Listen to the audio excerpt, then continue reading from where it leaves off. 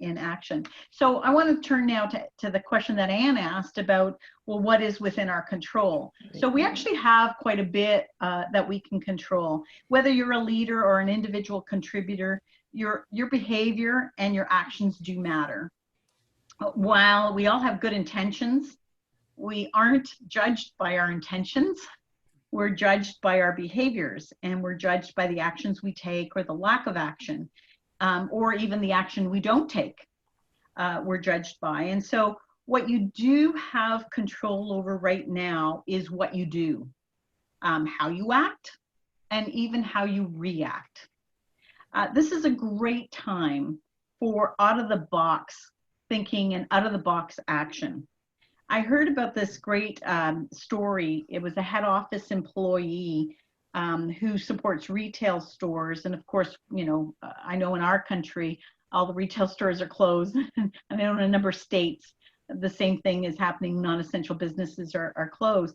This particular employee was a head office employee and made a suggestion to consolidate some of the store operations so that when the store would become open again for business, it would streamline some of the operations. Well, this is going to result in saving the company all kinds of time and money, and when the stores finally reopen. So it's just an example of how this is a great time to actually be proactive and to rethink the way things are being done. And even one person with seemingly no authority can still make a huge difference. I also wanted to share that I read this great article in the Harvard Business Review just a few days ago, actually. It was an article on what good leadership looks like during this pandemic. And it used two great examples. One was Adam Silver. Now, for those of you who don't recognize that name, Adam Silver was the commissioner of the National Basketball Association, who back on March 11th took the then surprising step of suspending professional basketball for the entire season. Now, it was one of the earliest high-profile responses in a time of great uncertainty.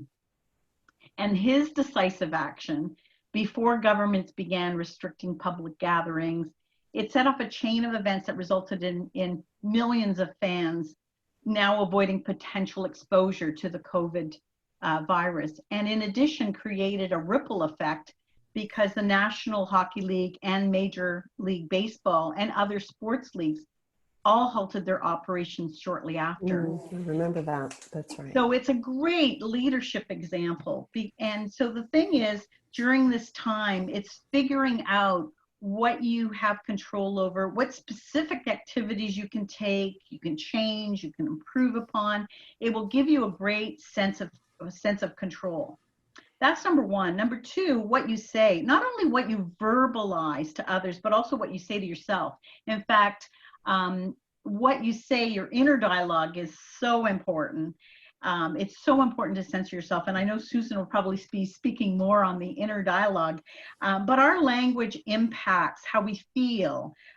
It's so important that we replace descriptive language like awful, terrible, scary, with words that are more empowering, like, you know, even interesting, curious, intriguing, are more resourceful, is much more resourceful language than some of the negative language that we tend to use on ourselves and even with others. It's important during this time that you also, within your control is what you think about. And I encourage you develop a strategy for dealing with negative thinking. I think it's an important time right now not to get sucked into the negativity vortex. Here's a really simple idea, and that is to take that negative thought that you might be thinking about that's circulating in your brain and you can't get rid of it. Well, actually write it down.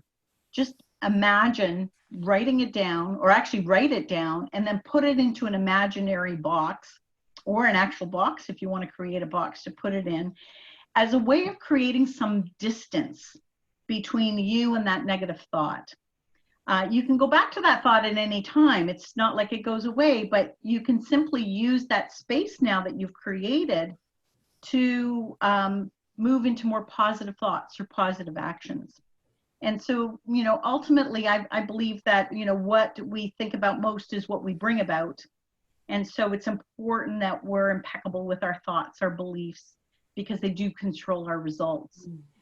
So that's an important element. We also can control, to a certain degree, what we believe. Now, I do think that a lot of what we believe is unconscious, but some of it can be made conscious. And once it is made conscious, we have the opportunity to change it. So a lot of it is just stories we tell ourselves. Most of them are untrue. For example, I can't, it's not possible, I'm not good enough, I'm too tall, I'm too short, I have no control, yada, yada, yada, yada. We're telling us, the economy is in the pits. Like, we're telling ourselves stories, mostly about ourselves.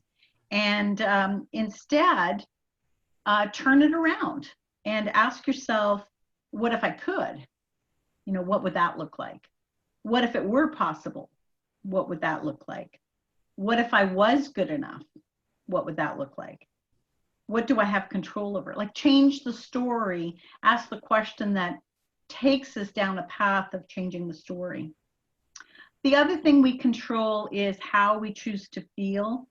Now, research shows that identifying just 3 things each day that we're grateful for can have a positive impact on our mood. So what if every morning we chose to wake up happy, even if we weren't? Could we start the day asking ourselves, what would a happy person do? What would a happy person say to themselves? What would a happy person think about? What would a happy person be believing? Just things to help us shift the feelings and the emotions that we're having.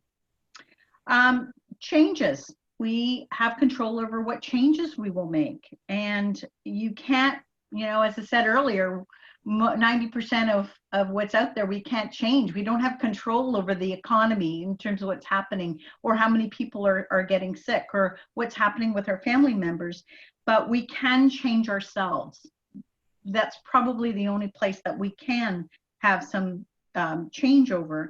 And so if something isn't working very well, it's incumbent on us to make it better and to ask ourselves what we can change. So I encourage everyone to stop worrying about the things that you can't control and really start taking action on the things that you do have control. I wanted to just share this a little diagram here, because for me, it depicts how it all kind of works together.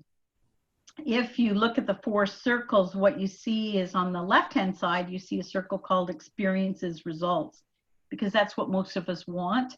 Most of us want positive experiences and positive results. The funny thing is that most people want to change the results in their life, but they're not willing to do what's necessary in order to change their results. So if you see the circle just before experiences and results, that's actions and behaviors. And most people are actually not willing to change behaviors. And so the perfect dream would be to still do what they normally do and get a different result. And we know that that's not possible. In fact, we know that that's the very definition of insanity, is doing the same thing over and over again and expecting a different result. So before one can change their behavior, they have to be able to tap into their feelings and emotions, because the feelings and emotions are really what supports them and even motivates them. So your feelings and emotions often starts with the beliefs in our heads, and that's why it's a circular pattern, because what we think about ultimately leads us to the results. And so our thoughts and beliefs is all where it begins, and ironically, they're reinforced by our results. So if we're having a negative thought, it's going to result in a negative ending outcome. And if we have a negative outcome, it's going to create a negative thought, and it just becomes a vicious circle. So here's the exciting thing about this, though. For some of you, it might be scary. Our thoughts and beliefs are either taking us up or taking us down at any point in time. And so the question is, what direction do you want to head in? And then change the course.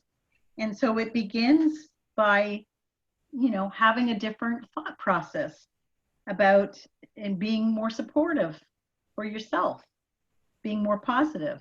And as we have a different thought about what's possible for ourselves, we start to begin to feel better.